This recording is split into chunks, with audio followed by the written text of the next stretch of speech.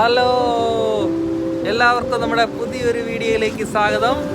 നമ്മൾ ഇന്നത്തെ നമ്മുടെ വീഡിയോയിൽ നമ്മൾ കാണിക്കാൻ പോകുന്നത് കുറച്ച് കൃഷി രീതികളെ പറ്റിയാണ്. അപ്പോൾ നമ്മളുടെ സ്ഥലങ്ങളും കാര്യങ്ങളൊക്കെ ഇങ്ങനെ ഒരുക്കിയിട്ടിരിക്കുമായിരുന്നു. കുറച്ച് വിത്തുകളൊക്കെ നമുക്ക് ഇതായിട്ടുണ്ട്.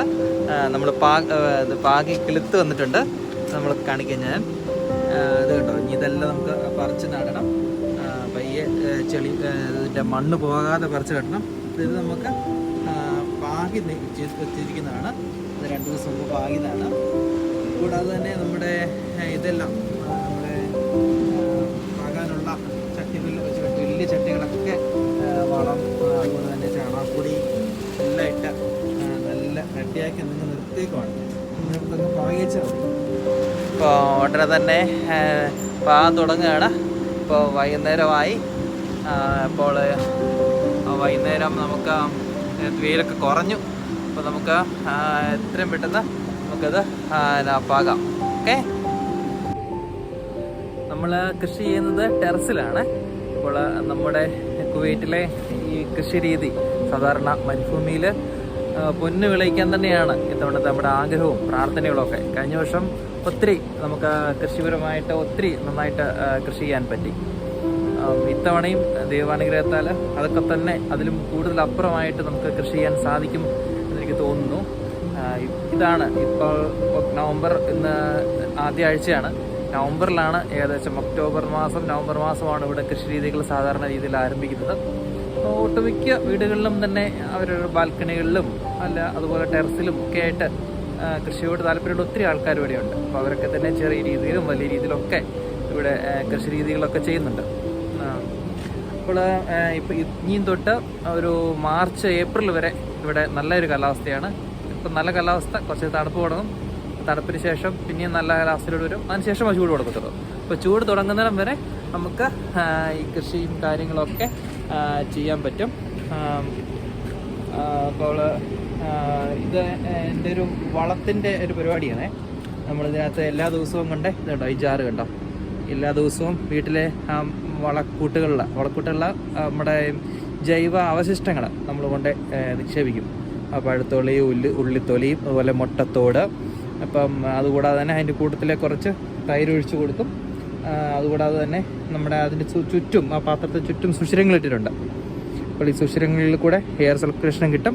അപ്പം അങ്ങനെ എല്ലാ 2 ആഴ്ച കൂടുമ്പോഴും നല്ല അഴുകി നല്ലൊരു വളമായിട്ട് അത് മാറും. അപ്പോൾ അത് നമ്മുടെ ചെടിയൊക്കെ പൊങ്ങി വരുമ്പോഴും ചുവട്ടിലേക്ക് ഇട്ട് കൊടുക്കുന്നത് വളരെ നല്ലൊരു വളമായിട്ടാണ് എനിക്ക് തോന്നുന്നത്. കഴിഞ്ഞ വർഷത്തെ നമ്മുടെ ഒരു സക്സസിൻ്റെ കാര്യം ആ വീട്ടിൽ തന്നെ ഉണ്ടാക്കിയ ആ ജൈവ വളക്കൂട്ടായിരുന്നു.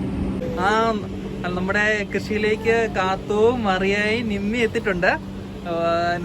അവരും കൂടിയാണ് ഒരു പങ്കാളിത്ത കൃഷിയാണ് ചെയ്യുന്നത്. അപ്പം നിമ്മി എൻ്റെ വൈഫ്, നമ്മുടെ മറിയ എൻ്റെ ഇളയ മോള്, ഇത് കാത്തലിൻ എന്ന പേര്. കാത്തു ഇങ്ങനെ നോക്കി ഹായ് പറഞ്ഞേ. ഹായ് നിമ്മി, ഹായ് പറഞ്ഞേ. മറിയ ഹായ് പറഞ്ഞേ. ഇവരും നമ്മുടെ കൃഷി രീതിയിലൊക്കെ നമ്മളെ സഹായിക്കുന്നവരാണ്. ഇപ്പം ഞങ്ങൾ 4 പേരും കൂടിയാണ് നമ്മുടെ സംരംഭം. കഴിഞ്ഞ തവണയൊക്കെ വളരെ സക്സസ് ആയിട്ട് വെള്ളം ഒഴിക്കാനും വളം ഇടാനും ഒക്കെ നമ്മുടെ എല്ലാവരും ഉണ്ടായിരുന്നു. കാത്തു എന്തെടുക്കാൻ പോവാ? ഇതാ കാത്തു വെള്ളം ഒഴിക്കാൻ പോവാന്ന് തോന്നുന്നു. ഇപ്പോൾ വെള്ളം ഒഴിക്കണ്ട കേട്ടോ, കുറച്ച് കഴിഞ്ഞിട്ട് ചാൻസ് പറയാം വെള്ളം ഒഴിക്കാൻ. ഇപ്പോൾ വെള്ളം ഒഴിച്ചാൽ മതി. Okay okay. കാത്തു ഇപ്പോൾ വെള്ളം ഒഴിക്കണ്ട. നമ്മളിത് പാകാൻ പോവാണ്. പാകാൻ പോകുമ്പോഴത്തേക്ക് നമ്മുടെ ചെറിയ ഇതിനകത്തൊക്കെ നമ്മുടെ ചെറിയ പോട്ടിലൊക്കെ നമ്മൾ കിളിപ്പിച്ച് വെച്ച സാധനമാണിത്. അപ്പോൾ നമ്മളിതിങ്ങനെ അതിലിങ്ങനെ കണ്ടിച്ചെടുത്തു. ഇപ്പം ഇത് വഴുതനങ്ങയുടെ തൈയാണ്. അപ്പോൾ നമ്മൾ ചെറിയൊരു കുഴി ഒഴിച്ചിട്ടുണ്ട് ഇവിടെ. അപ്പോൾ നമ്മൾ ഇത് കണ്ടിച്ചെടുത്ത് നമ്മളിത് ഇതിങ്ങനെ സൈഡിൽ അടിയിൽ നിന്ന് ഇങ്ങനെ ഒന്ന് പൊക്കിയാൽ മതി. ഇങ്ങനെ പ്രസ് ചെയ്താൽ മതി. പ്രസ് ചെയ്യുമ്പോൾ മുകളിലോട്ട് പൊങ്ങി വരുന്നത് കണ്ടോ.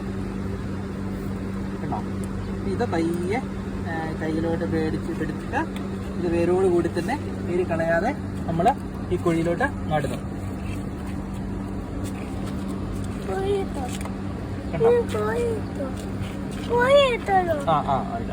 കാത്തു എന്തൊക്കെയോ ചോദിക്കുന്നുണ്ട്, എനിക്കിത് മനസ്സിലാകുന്നില്ല. കണ്ടോ, ഇത്രയാണ്. ഇങ്ങനെയാണ് നമ്മൾ ഇനി അടുത്ത രീതിയിൽ നടാൻ പോണത്. ഇങ്ങനെ തന്നെയാണ്. അപ്പോൾ ഒരു അത്യാവശ്യം വലിയ ചെടിക്കകത്ത് നമുക്കിങ്ങനെ ഒരു ചട്ടിക്കകത്ത് നമുക്കൊരു 2 എണ്ണം അല്ലെങ്കിൽ ഒരു 3 എണ്ണം നടാൻ വേണമെങ്കിൽ വലിയ ചട്ടിക്കകത്ത് 2 എണ്ണം നടുന്നതിൻ്റെ ഉദ്ദേശം എന്ന് വെച്ചാൽ ഒരെണ്ണം പോയാലും നമുക്ക് അടുത്ത ഒന്നിനും കിട്ടണം. അപ്പോൾ അതാണ് നമ്മൾ ഉദ്ദേശിക്കുന്നത് കേട്ടോ.